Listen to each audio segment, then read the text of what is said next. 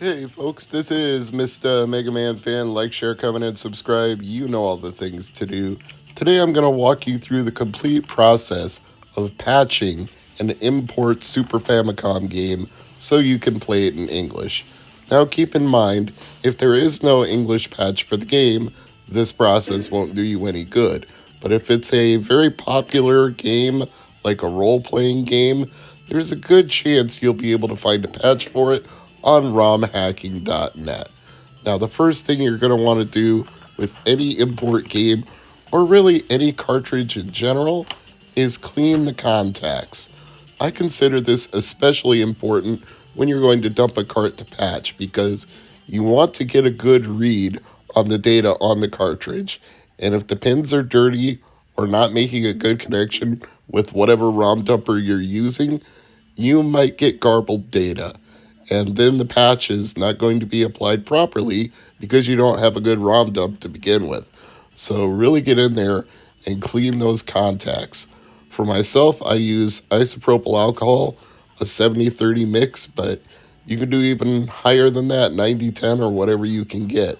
But I don't recommend anything that's especially harsh. Like some people like to use really strange things like Brillo pads and WD-40, and I just feel like those things are going to ruin your contacts. I prefer something that's mostly alcohol and water and that's going to evaporate and won't leave any trace residual behind. But dip it lightly in the isopropyl alcohol, dip your Q-tip in there and get a very light dose on it.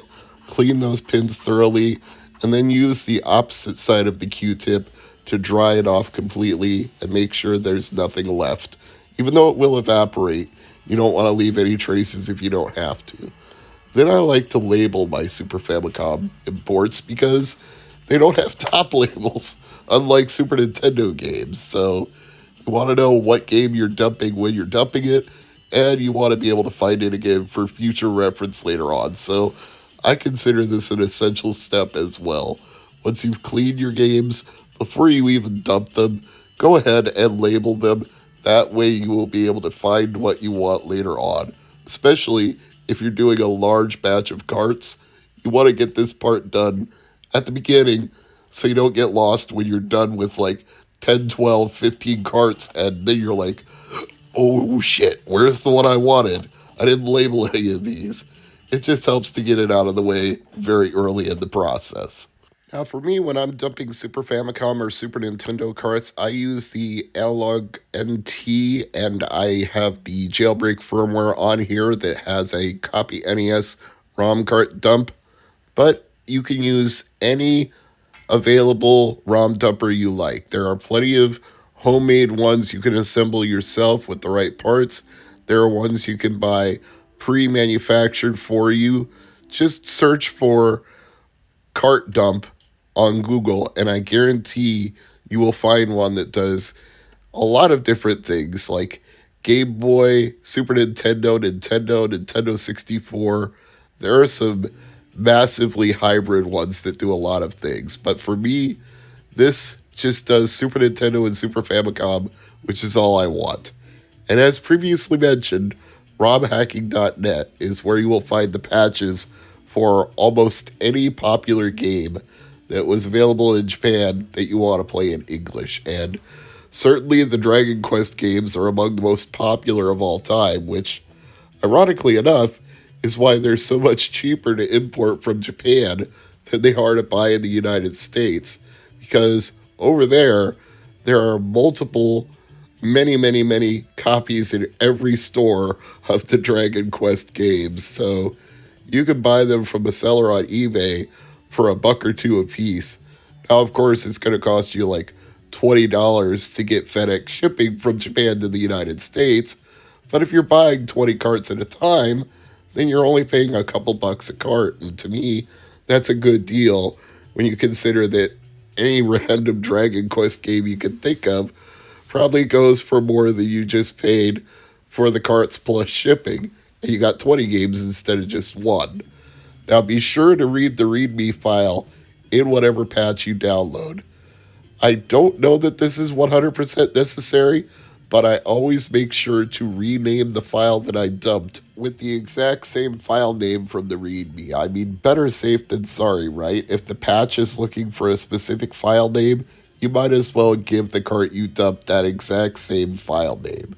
Now, handily, there is a patcher that's available over the web, and you don't even need to download anything to your PC or Mac.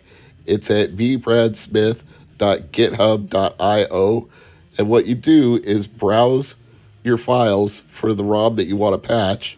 It'll show you the header right there on the web page. Then you use the same browser and apply the patch that you downloaded from romhacking.net. And then as you see, you just download the result. Now, how you play the ROM after that is entirely up to you. You can play it in an emulator like SNES 9X. You can put it on an SD card and load it into your jailbroken analog Super NT. You can put the ROM on an SD card and put it in something like the FX Pack Pro and play it on original Super Nintendo hardware. Whatever you want to do, once you patch the ROM, you have an English version of the game that you can play to your heart's content. Now, this does seem like a lot of steps to go through, and I admit some people are not going to bother with it. They're probably just going to look for an already patched ROM and then download that. But let's look on the side of what you're allowed to do versus what's ethical or questionable to do. If you own a game and you make your own backup for your own purpose and you want to patch that ROM to make that backup more useful to you, you're modifying something you already own. It's your property.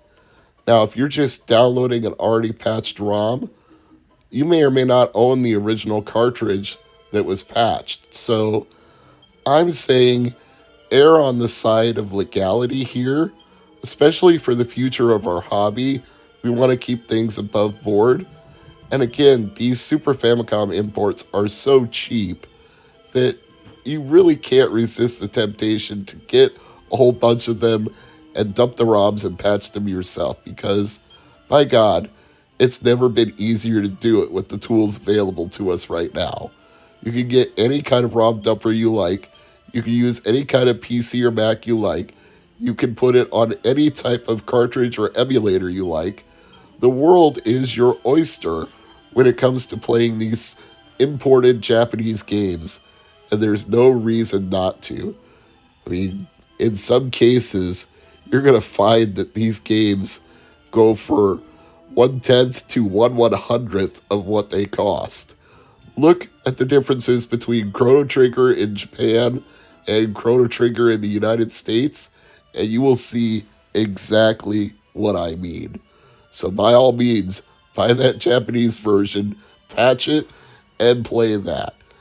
Now, as a special bonus for any of you who are watching all the way to the end of this video, feel free to leave a comment and say you're into patching your own ROMs and you would like to do this yourself, and I will send a copy of Dragon Quest 1 and 2 for Super Famicom to one person. Whoever's comment gets pinned to this video, they get the cart, provided you want it when I pin your comment. There's no catch here. I'm not harvesting anybody's personal data, and I'm not looking to increase my subscriber base. I just have an extra copy of Dragon Quest 1 and 2, and I want to give it to somebody. So leave any kind of comment you want, and I'll choose one at random.